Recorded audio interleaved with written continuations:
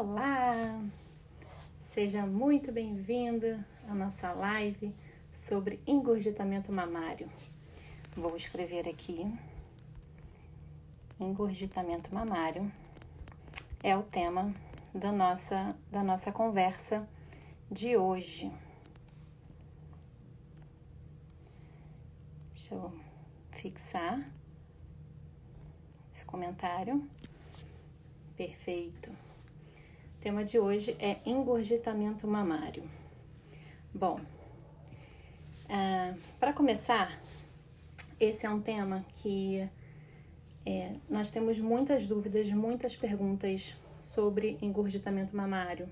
E aí já até peço para que, se você tiver dúvidas, você pode colocar aqui nos seus comentários que, à medida do possível, nós vamos respondendo. Muitas mães têm algumas dúvidas em relação ao engurgitamento mamário, principalmente porque o engurgitamento mamário ele traz um desconforto muito grande. Ele traz dor, ele traz uma sensação de que você não consegue amamentar o seu bebê, né? Então, e ele acontece na maioria das vezes no início da amamentação. É o momento que as mães elas estão muito tensas, preocupadas e, de fato, querendo muitas vezes acertar, querendo muitas vezes que a amamentação ela dê certo, que ela aconteça, mas muitas intercorrências vão acontecendo no meio desse caminho, não é? E aí, eu preparei aqui para que a gente possa conversar alguns materiais instrutivos sobre isso. O engurgitamento mamário, ele é o resultado do acúmulo de leite nos alvéolos. O que é isso, acúmulo de leite nos alvéolos? Primeiro, nós temos aqui, olha, uma mama, tá? Nós temos a nossa mama, nós temos aqui a nossa areola, nós temos aqui o nosso bico. Dentro da nossa mama, como é que ela é composta? A nossa mama, ela é composta, olha aqui, olha, por esses cachinhos, que na verdade eles parecem uns cachinhos de uva, mas ele nada mais é do que os alvéolos. O que são os alvéolos, né? Os alvéolos é onde é produzido o leite. Como é que esses alvéolos eles produzem o leite? Eles produzem a partir do momento em que o corpo manda um sinal para o cérebro para que ele produza um hormônio chamado prolactina, para que ele libere um hormônio chamado prolactina e que esse hormônio, ao cair na corrente sanguínea, ele vai fazer com que esses alvéolos eles produzam leite. Quando que isso acontece? Isso acontece prioritariamente no parto. No momento do parto,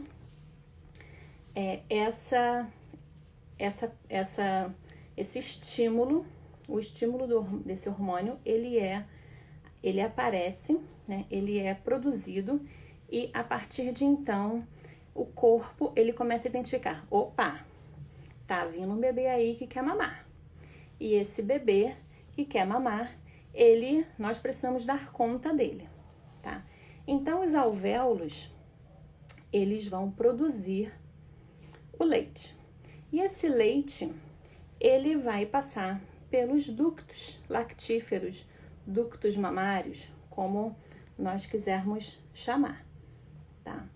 E esse leite, a partir aqui dos ductos, ele vai para a mama e ele vai entrar em contato com o bebê, ok? Bom, então, se nós vimos aqui que, olha, o engurgitamento mamário é o resultado do acúmulo do leite nos alvéolos. Então, é um leite que foi produzido e que não conseguiu sair, tá? É um leite que está aqui armazenado, ele foi produzido, mas ele não conseguiu ter o objetivo dele, ok? E no nosso corpo, esse engurgitamento, ele pode acontecer de duas maneiras, né? Em duas ocasiões completamente diversas.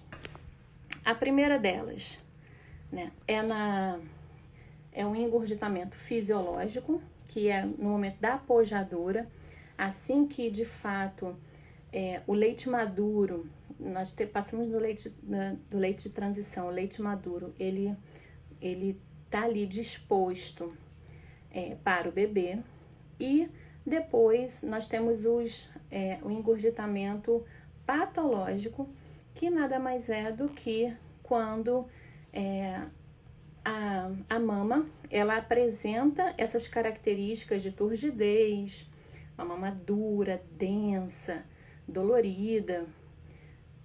Só que não é no momento em que o bebê, não é o momento da pojadura até os 5 dias, já é tardiamente. Então, nós temos o engurgitamento fisiológico e o patológico. Bom, olha aqui que bacana. Quando nós estamos vendo aqui essa imagem, olha aqui, ó, a nossa mama. Aqui na esquerda, então, nós temos uma mama não engurgitada e na direita uma mama engurgitada. Estão vendo a diferença da proporção, né? Da proporção do... Ai, obrigada, esquerda, tá ótimo.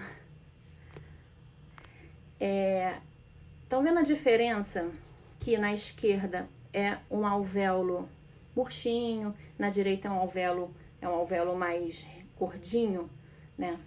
O que é isso? É uma mama, é um alvéolo que está cheio de leite.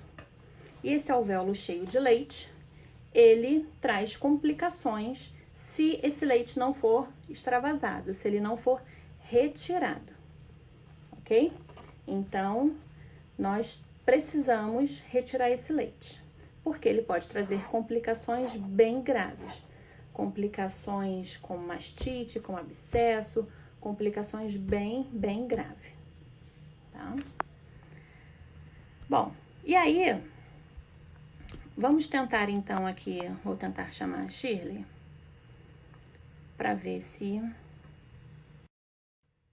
a gente consegue, pelo menos um pouquinho, conversar esse início sobre o nosso tema, engurgitamento mamário. Vamos ver, estamos aguardando, Shirley. Vamos ver se vamos conseguir que você entre. Shirley. Conectando. Oi! Oi! Oi! Ai, que maravilha! Vamos tentar, né? Vamos tentar, pelo menos, né? Tentar não custa nada. Bom, então, Shirley, estamos falando aqui, né, o nosso tema de hoje é o engurgitamento mamário. E dentro do engurgitamento mamário, estava aqui mostrando a nossa mama didática, né, os nossos alvéolos, e falando que o engurgitamento ele se dá a partir do momento em que o alvéolo ele produz o leite, mas ele não consegue ejetar esse leite, né? Não consegue fazer com que esse leite ele vá de fato para onde tem que ir, que é para a boca do bebê, né? Para a saída da mama. Tanto ou pode ser o acúmulo de leite aqui nos alvéolos, ou também esses ductos interrompidos, né? Esses ductos aqui que podem estar trazendo complicações para os ductos obstruídos, trazendo complicações para essa mãe. Certo? Certo. Então, fala um pouquinho, Shirley, dos casos. Se esse, por exemplo, é um problema que acontece muito ou não. Então, esse é um problema que acontece muito, como você falou, na apojadura. Então, de repente, a mãe acorda com o peito 3 vezes maior do que o volume normal. E aí ele acorda quente, duro, não consegue levantar os braços, e aí ela não sabe o que fazer, porque o bebê começa a ficar muito irritado nesse peito, porque ele está acostumado, né, os 4 primeiros dias, sugar um peito molinho, fácil. Ele é um bebê mais sonolento, um bebê que não está tão acostumado a se alimentar, né, um recém-chegado. E aí ele, de repente, começa a ficar irritado e a mãe não consegue observar que precisa esvaziar essa mama, ou a auréola, pelo menos. E aí começa o efeito cascata, porque ele não consegue sugar, a mãe fica estressada, a família fica estressada. E o que que ela faz? Aquela receita que ela recebeu da alta da maternidade, a bendita receita de fórmula, entra em ação. Que aí ela vai lá de madrugada no desespero, eu não culpo, né? Porque no desespero você faz qualquer coisa para se aliviar, e aí o bebê tá chorando, 3 horas da manhã, o que você vai fazer? Comprar uma lata de leite, porque você já tem a prescrição. Então, vai o efeito cascata, porque cada vez que ela pula uma mamada, esse peito enche mais e fica mais engurgitado, né? Ele fica cada vez mais duro, ela cada vez com mais dor, o bebê mais irritado, e aí vai escorregando para o bico, e aí a gente tem o segundo efeito cascata, que é a fissura. a fissura. E aí o negócio, se você não tem o que fazer, só vai descambiando, só vai piorando a situação. Mas o engurgitamento da apojadura, ele é muito fácil de tratar, ele é muito fácil de se resolver, porque ele tem um início, meio e fim. Então, o que que eu preciso fazer? Eu preciso aliviar essa mama, esse organismo que nos 3 primeiros dias estava uma produção caseira, né? Uma fábrica caseira, Do né? colostro, né? Devagar, de repente se transforma numa fábrica industrial enlouquecida. Só que o receptor, né? O produto final, o bebê que vai receber esse leite, ainda está naquela fase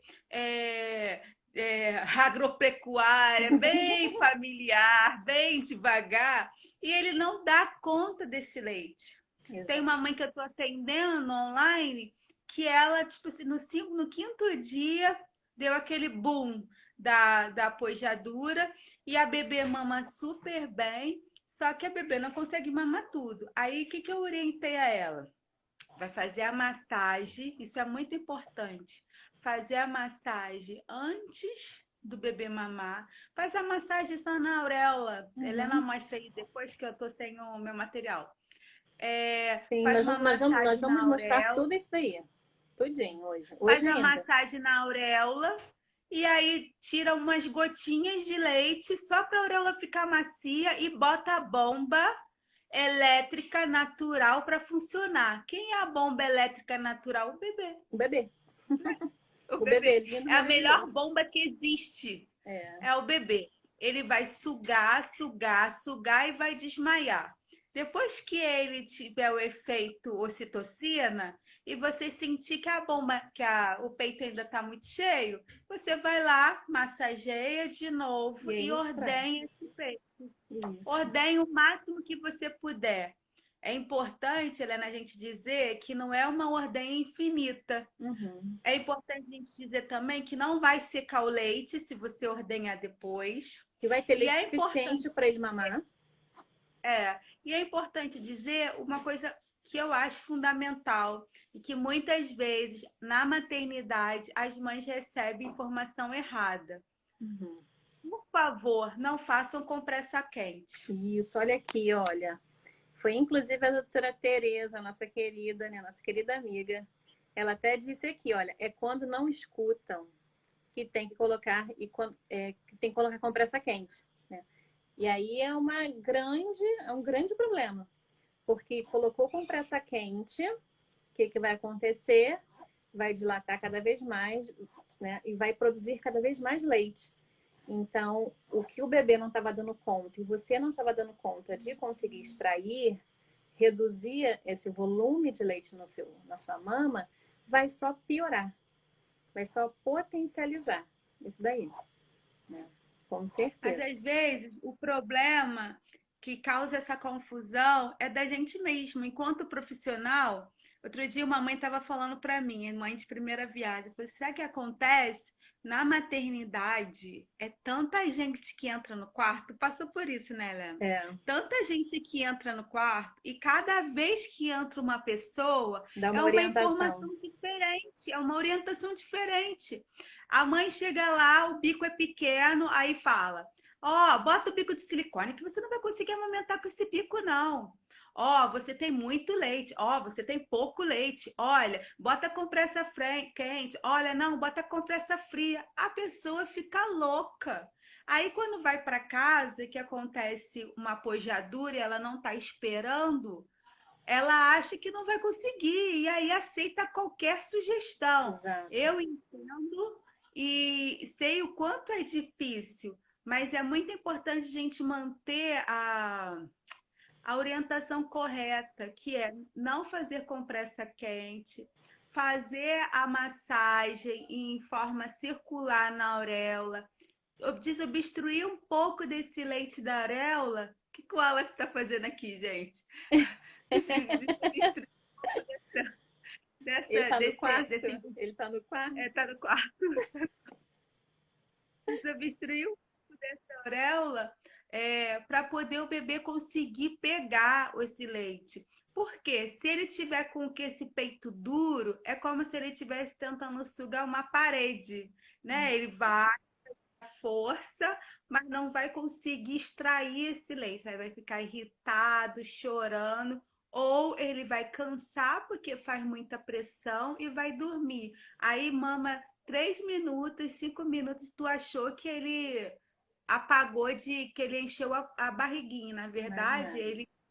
ele não encheu, ele ficou cheio demais, ele ficou cansado, né, de fazer uma força na sucção e não sugar leite. É verdade.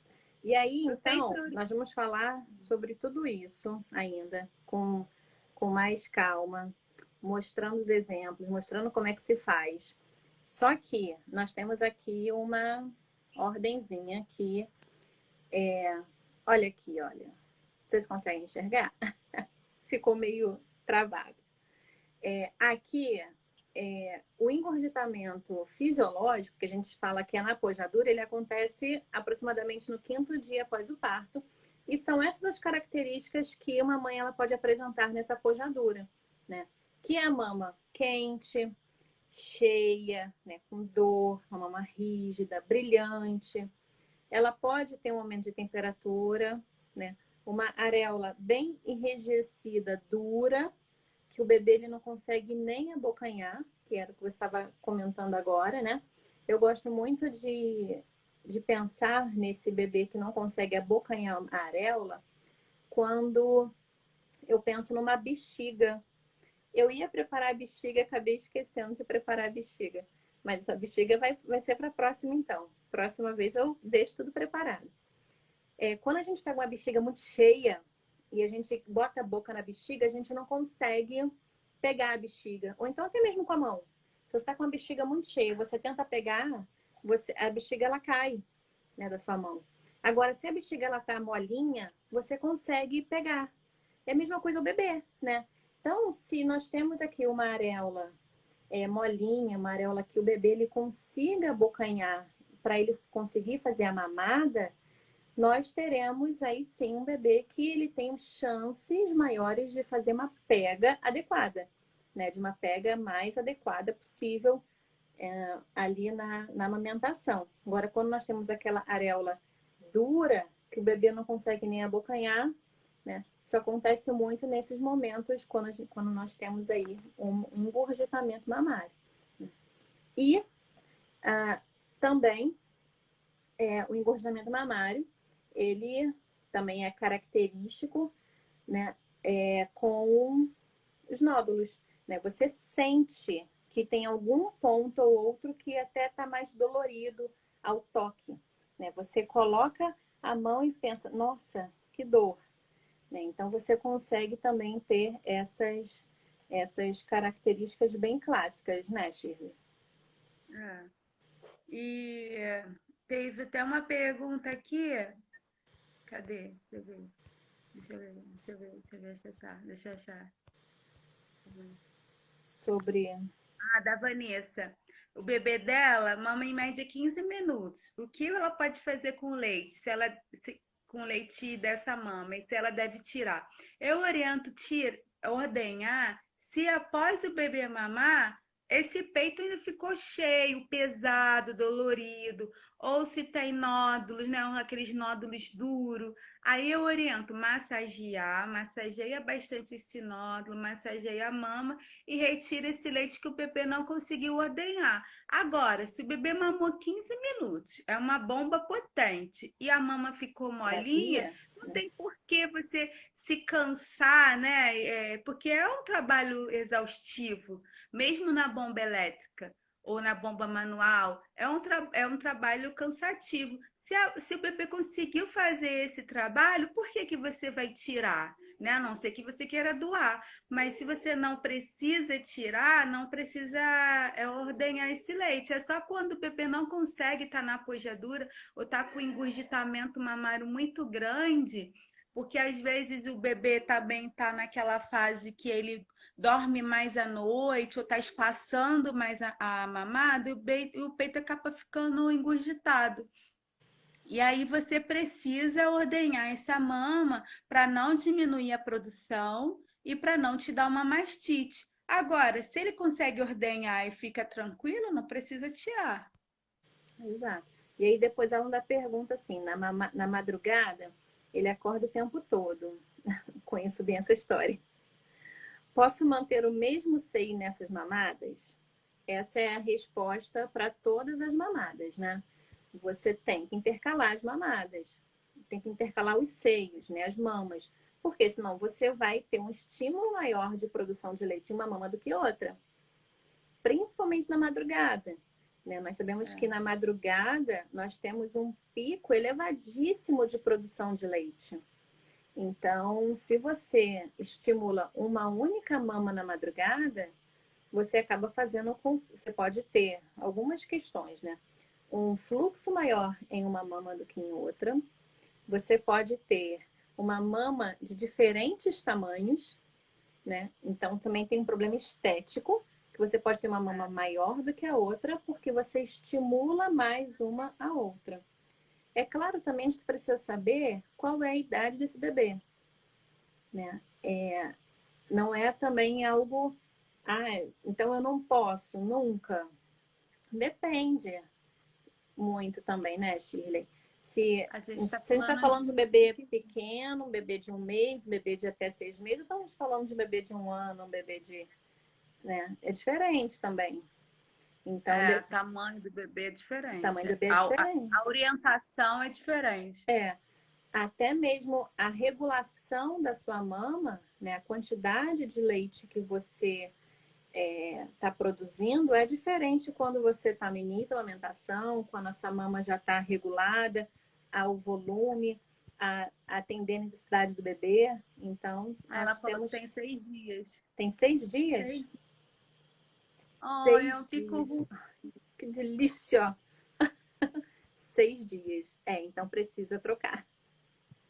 Precisa trocar sim, porque seu organismo ainda está entendendo, ainda está se programando. Com 15 dias, o organismo faz uma autoprogramação de tempo, de volume. Então, é preciso sim dar os 2 peitos em cada mamada. Aquela orientação antiga, né? Que era dado, não, dá um peito, só dá o outro se esvaziar, se não sei o quê. Não, ela não cabe mais. A gente já entende que o organismo, quanto mais você estimula, mais você produz. Então, se você estimular só uma mama, você vai produzir mais numa mama. E você precisa produzir nas duas, né? Isso. Até porque senão o bebê vai querer só uma posição, só uma mama. Então, agora que ele está entrando no ritmo da dança, é melhor estimular as duas. A cada mamada você oferece um peito. Se ele não conseguiu, como ele tem 6 dias só, não conseguiu ordenhar essa mama e ela continua pesada, dura, às vezes quente,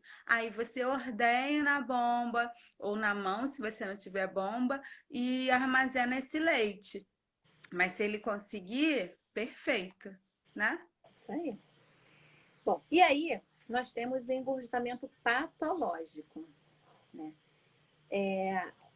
Então, nós falamos que o engurgitamento fisiológico, ele acontece naturalmente no corpo, né, a partir da pojadura, quando a mulher começa a sentir um peito mais cheio, mas não necessariamente, tá? Todas as mulheres vão ter os mesmos sintomas, né? Vão apresentar os mesmos sinais. Depende, varia de mulher para mulher.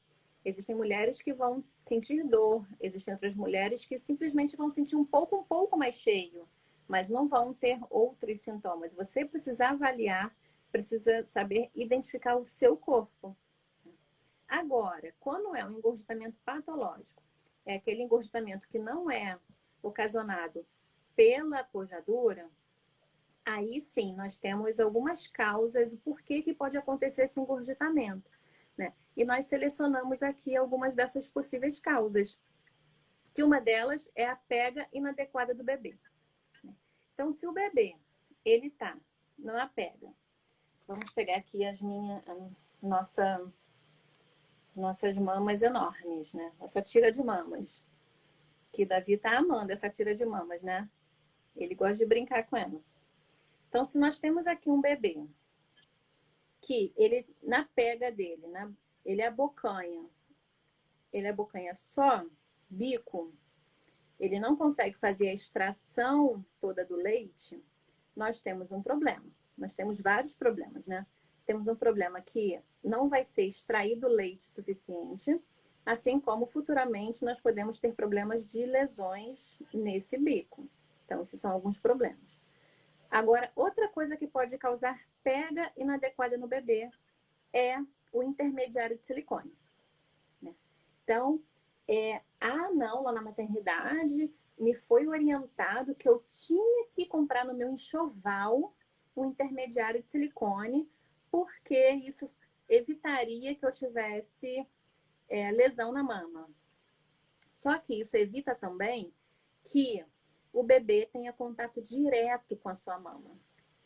E o fato é que, se o bebê não tem contato direto, ele tem um silicone entre a mama e entre você, isso faz com que, na verdade, o bebê ele não consiga pegar bem na areola.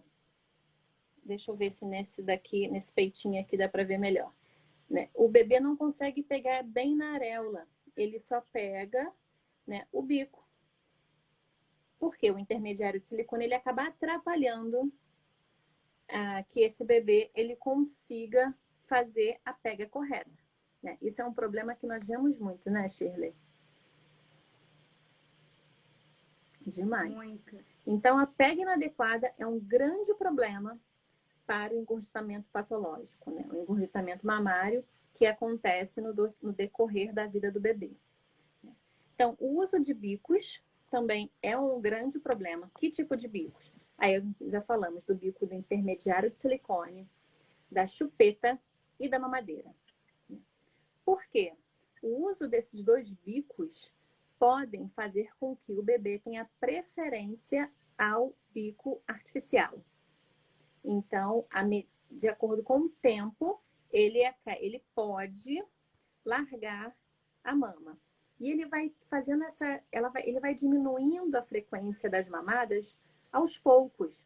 Tanto que muitas pessoas não conseguem perceber, não conseguem se dar conta de que o fato, né, a causa do bebê ter largado o peito foi a introdução de uma chupeta, por exemplo, né? Então, exatamente por ser tão devagarzinho, não, ele tá mamando. Mas passa um dia, ele começa a mamar um pouquinho menos, e aí você dá uma chupeta, ele vai lá na chupeta e fica satisfeito. Porque no peito, a criança não só se alimenta, ela também faz uma sucção não nutritiva, que é o fato dela precisar ficar ali chupando, sem ter aquela extração de leite, que é o que muitas vezes o bebê ele consegue com a chupeta. Então, o bebê que não chupa chupeta... Eu entendo que a chupeta é até mais fácil, porque a chupeta não é para o bebê, né? A chupeta é para os pais. Às vezes O a bebê mãe fica tão fica quietinho, né, de chupeta. fica quietinho, te dá 30 minutos de paz, 20 minutos de paz, né, de descanso. Mas isso a gente precisa entender que além dos problemas futuros, tem os problemas presentes também. E aí, na chupeta ele não tem que abrir muito a boca, a forma de sugar é diferente. Então, quando ele vai para o peito, ele se sente confuso. Olha, eu tenho que abrir a boca para sugar, Eu eu tenho que fazer tenho que tanta fazer força.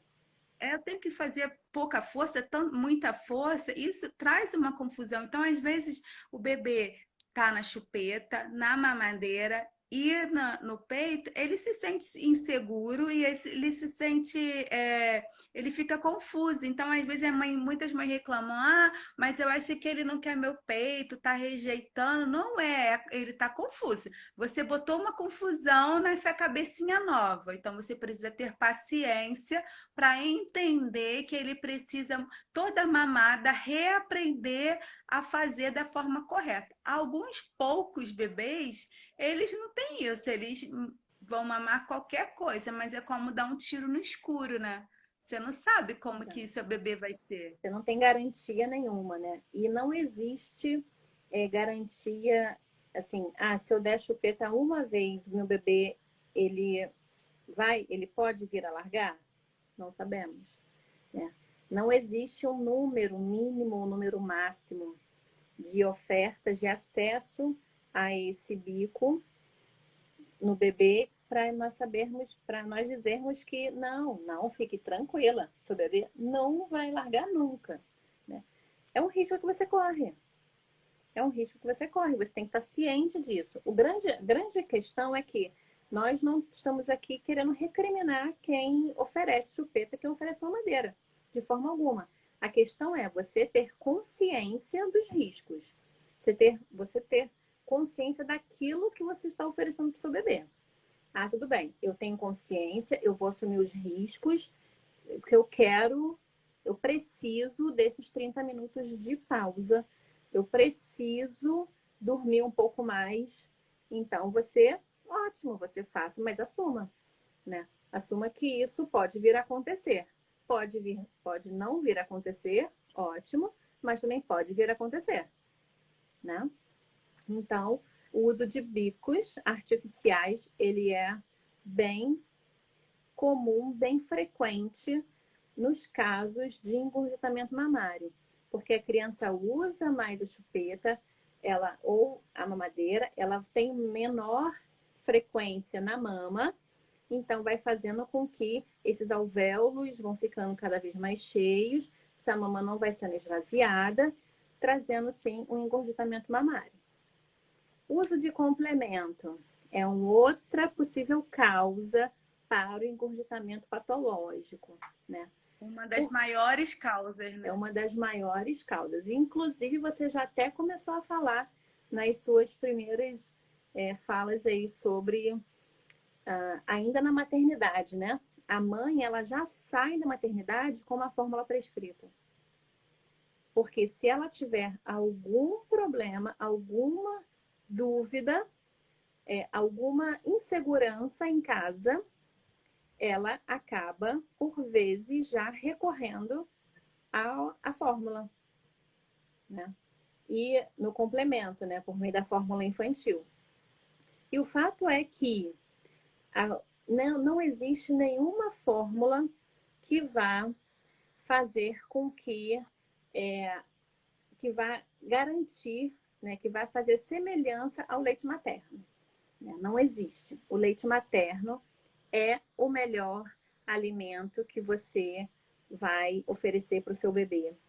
É o alimento mais rico, é tudo aquilo que ele precisa. O leite materno, ele é modificado o tempo todo, à medida da necessidade do seu bebê.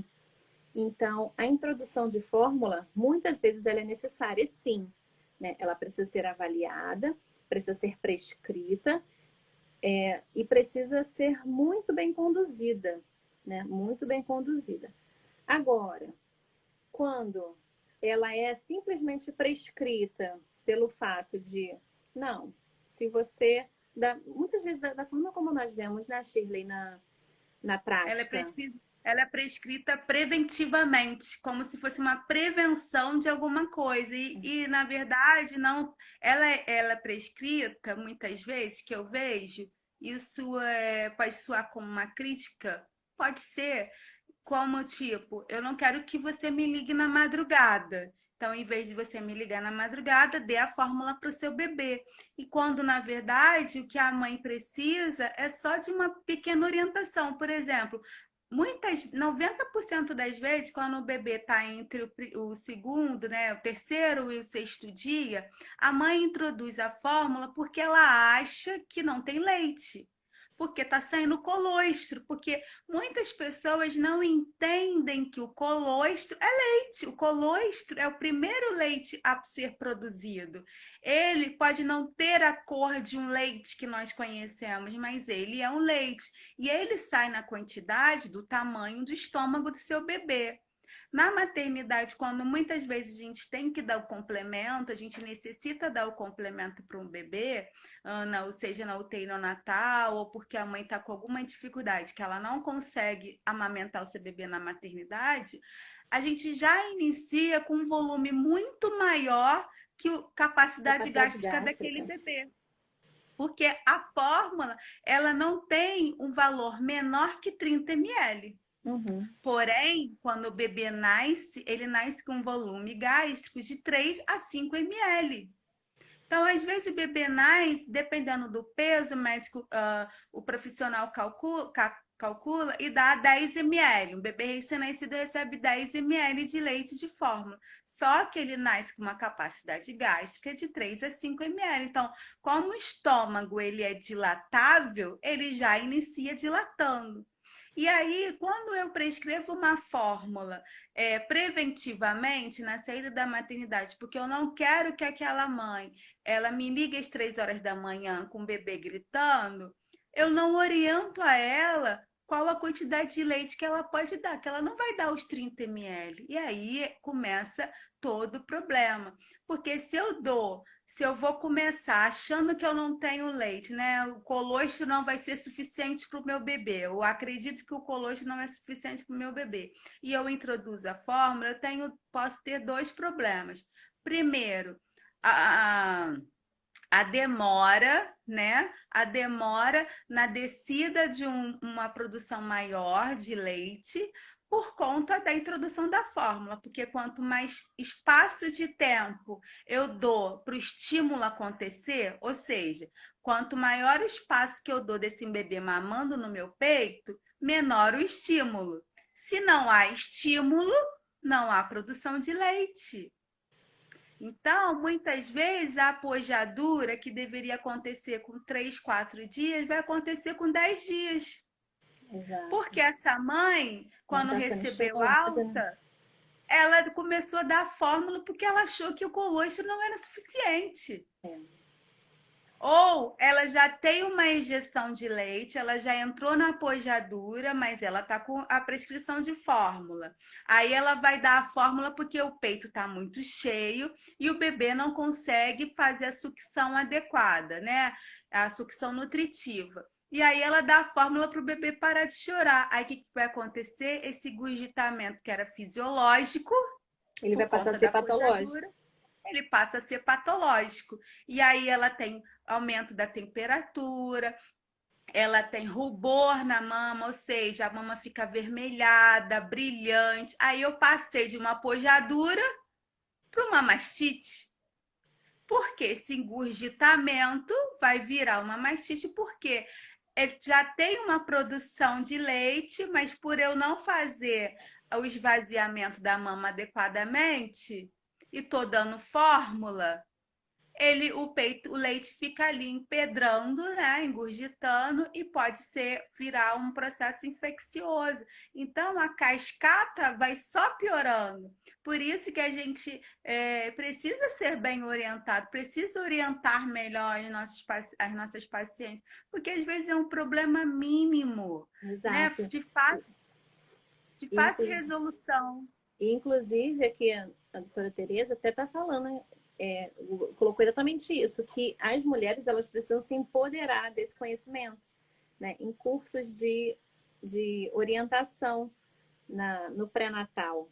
Porque exatamente para quando ela chegar no momento desse, ela saber o que fazer, né? Ela tomar decisões assertivas para o aleitamento materno, né? Para sua relação com o seu bebê. Exatamente, a mulher ela precisa de informação.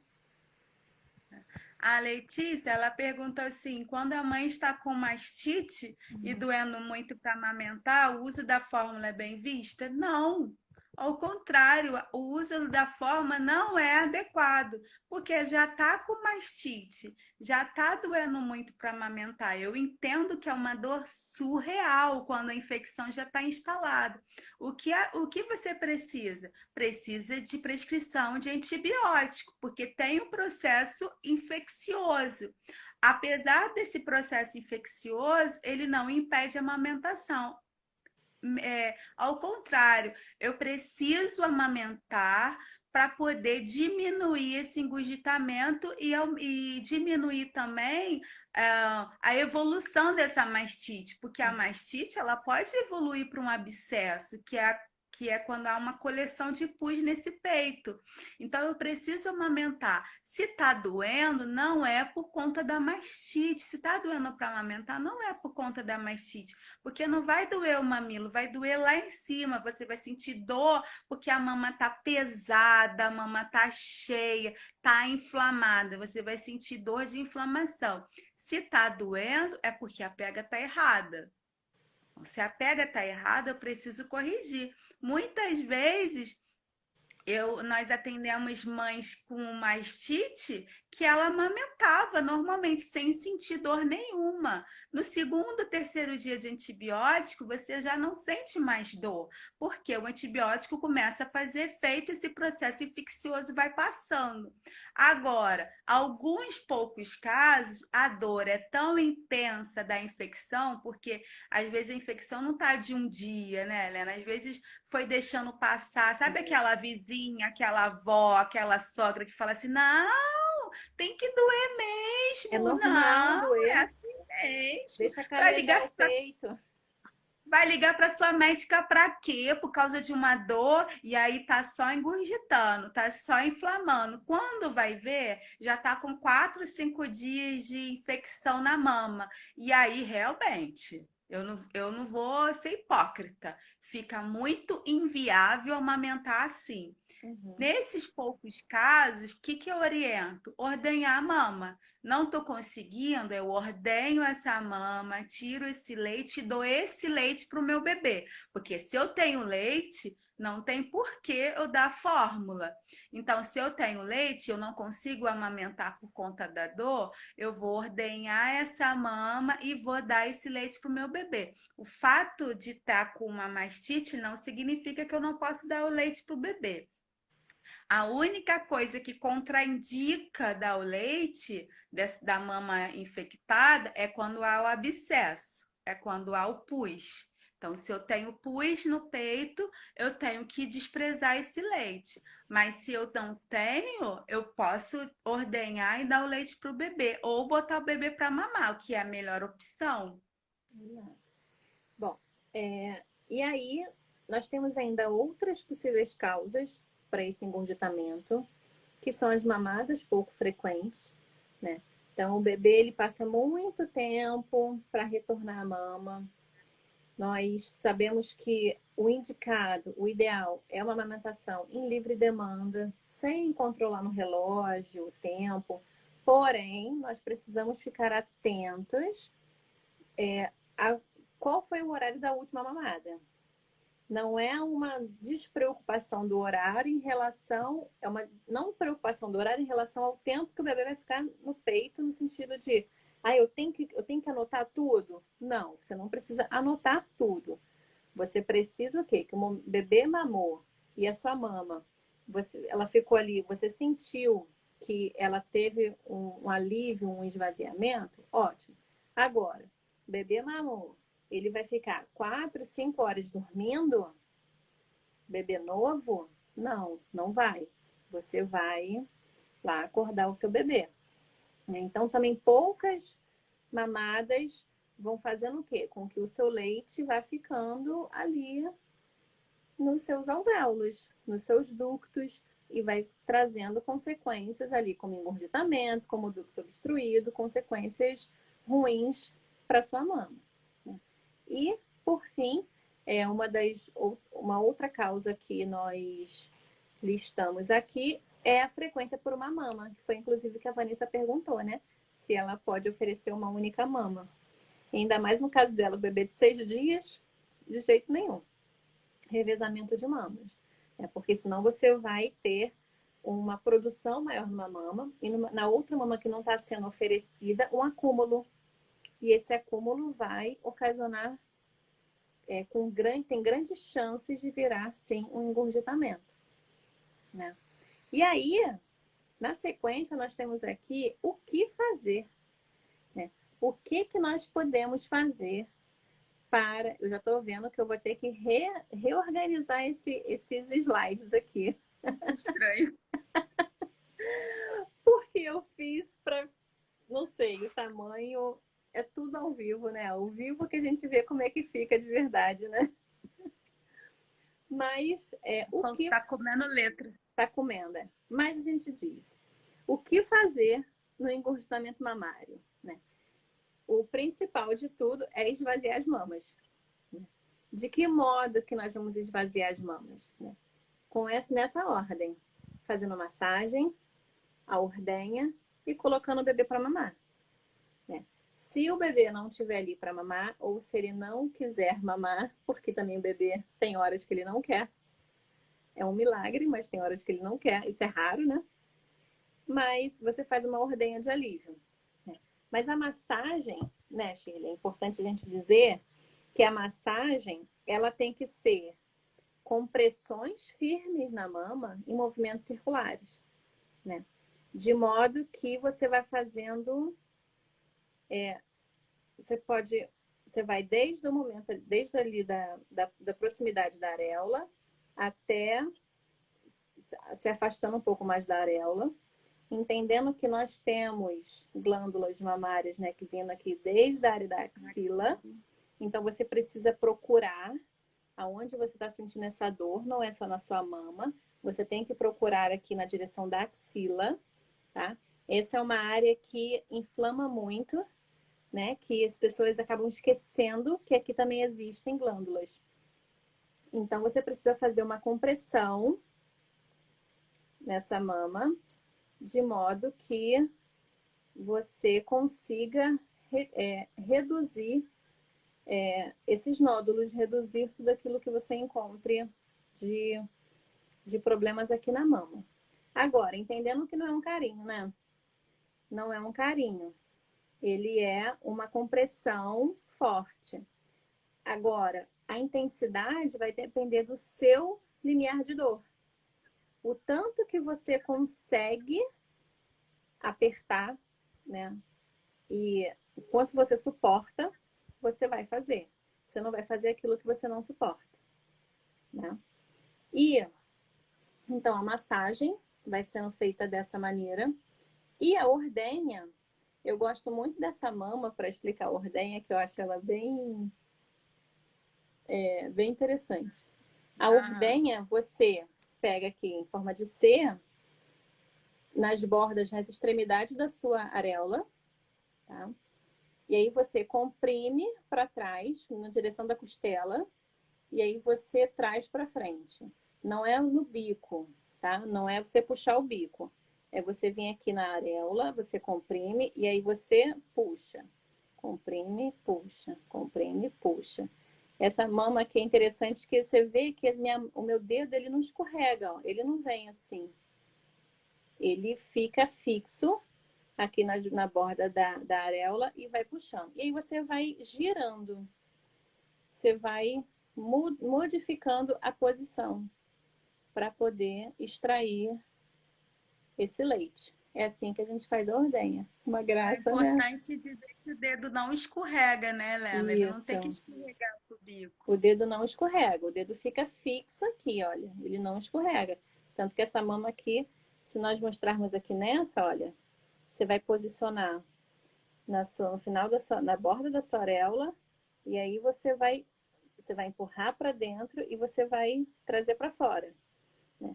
Você empurra para dentro na direção da costela e empurra para fora, sem escorregar o dedo, tá? O meu dedo, ele não tá escorregando aqui, ó. O meu dedo, ele tá fixo. Ele chegou para trás e traz para frente. E aí você vai girando para trás e para frente. Deixa eu tirar aqui. Agora acho que dá para enxergar melhor, né? Para trás, e aí você traz para frente. E aí você vai girando. Você traz para trás, direção à costela e puxa. Agora nessa daqui, olha, posiciona o seu dedinho, empurra para trás, em direção da costela e para frente. Para trás e para frente. Tá vendo que o meu dedo não tá escorregando, ó? E aí você vai modificando. Para trás, para frente. E aí você vai girando. E assim você vai extraindo, vai fazendo a ordenha. Certo? Deu para ver direitinho? Trás para frente. Ah, isso aqui ficou legal, hein? Uhum. Trás e para frente. Ordenha. E assim você vai ordenhando. É claro que é importantíssimo nós dizermos que numa primeira ordenha não vai ser aquela ordenha perfeita, né? Para você conseguir ordenhar, você precisa praticar. A prática leva, sim, ao aprimoramento, ao aperfeiçoamento dessa execução. E é claro que quando nós fazemos aqui na mão, né, manual, é para uma ordenha de alívio. Nós não estamos falando que você vai extrair leite para doar, você vai extrair leite para depois oferecer para o seu bebê. É claro que é muito mais indicado você utilizar bombas nesses casos, né, do que você fazer na mão, tá? É muito mais difícil, porque requer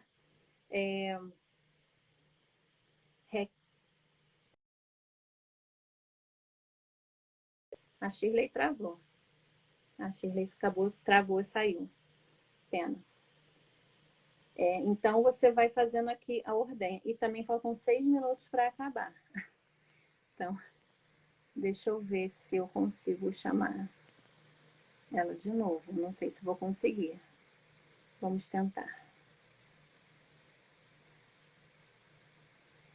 Cadê Shirley? Manda uma mensagem. Aqui, Shirley, achei. Vamos ver se a gente vai conseguir. Ah, não está conseguindo. Tá, então vamos continuar aqui para que nós possamos concluir. Então, como nós podemos evitar o engurgitamento mamário, tá? Nesses 5 últimos minutos, uma das informações também mais importantes para você evitar o engurgitamento. Primeiro, ajustar a pega. Um bebê com uma pega adequada, ele faz uma extração de leite adequada. Tá? Então, um bebê que ele abocanha somente o bico, é um bebê que não vai conseguir extrair por completo o leite. Então, nós precisamos de o ajuste da pega. Bebê com bocão grande, abocanhando o máximo da areola que ele conseguir, né? Não é toda a areola, porque existem mães que têm areolas muito grandes. Então, o máximo que conseguir e assim conseguirmos ter uma boa pega. Outra coisa, amamentação em livre demanda.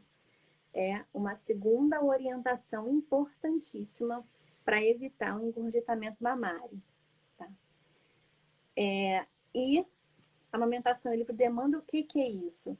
É amamentar sempre que o seu bebê quiser. Não é com relógio, não é marcando horário, não é, não, mas ele mamou há 1 hora, eu não vou amamentar novamente. Não, você vai amamentar novamente sim, porque ele quer, então você vai oferecer novamente a mama. Isso é amamentação em livre demanda, tá? É amamentar sempre que o bebê requerir. Ordenhar antes de oferecer ao bebê, né? O peito é uma estratégia de você fazer com que o bebê ele consiga pegar. Mas essa ordenha, ela é principalmente, né, quando você vai oferecer a mama ao bebê. A sua mama está muito cheia, né? A sua mama está cheia. Você faz uma primeira massagem rápida, uma massagem rápida que eu digo, uma massagem suficiente para amolecer a areola, para que ela fique molinha e fácil para que seu bebê pegue. Tá? Então, feito isso, né, você faz uma pequena extração de leite, uma pequena ordenha de leite, tira o leite que estava aqui acumulado na areola e depois oferece ao bebê. Você vai ver, você vai perceber que você vai ter uma qualidade de mamada muito melhor, tá? E evitando ali o engorgitamento mamário. Né? Massagear, oferecer as duas mamas, como nós já falamos, isso evita o engorgitamento, tá? Porque quanto menos você oferecer uma mama, mais chances daquela mama engorgitar, daquela mama acumular o leite nos alvéolos, acumular nos ductos e fazer com que essa mama ela tenha complicações, ela tenha problemas. Massagear as mamas sempre que sentir que ela está cheia. Você sentiu a mama cheia? Mas não está na hora do meu bebê mamar? Não tem problema. Você massageia da mesma forma. Você massageia sempre que o seu bebê mamar, sempre que você observar que a sua mama, ela está ficando com uma quantidade de leite que não é aquela quantidade, né, aquele volume satisfatório. Tá te trazendo um incômodo, você está sentindo muito cheio, coloca o bebê para mamar.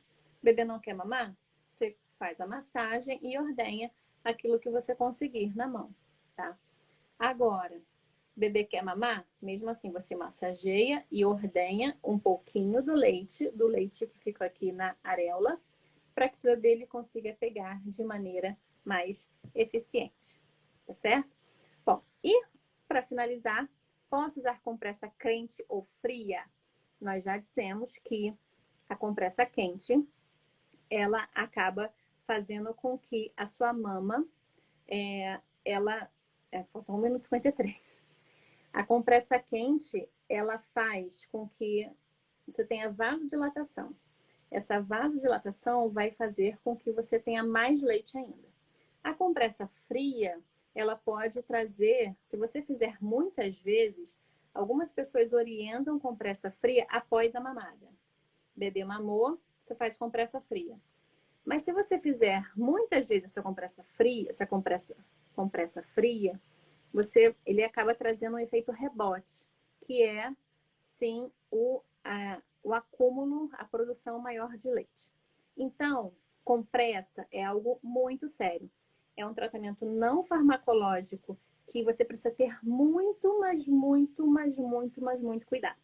Compressa quente, jamais. Compressa morna, talvez. Talvez. Porque ele pode sim te ajudar a extrair um pouco esse leite, mas é muito perigoso você conseguir mensurar, você conseguir ter esse controle da temperatura. Então, por mais que pareça ser inofensivo, muito cuidado. Não é algo que nós indicamos, tá? Então, o que nós tínhamos para hoje, né, era conversar essas questões sobre o engorgitamento mamário. Agradecemos muito a presença de vocês. Ainda bem que conseguimos fazer essa transmissão aqui com a Shirley, né, uma enfermeira completa. E nos vemos, então, no próximo domingo. Teremos agora a live todos os domingos, de domingo para segunda, nas nossas madrugadas. As nossas madrugadas não serão mais as mesmas. Tchau!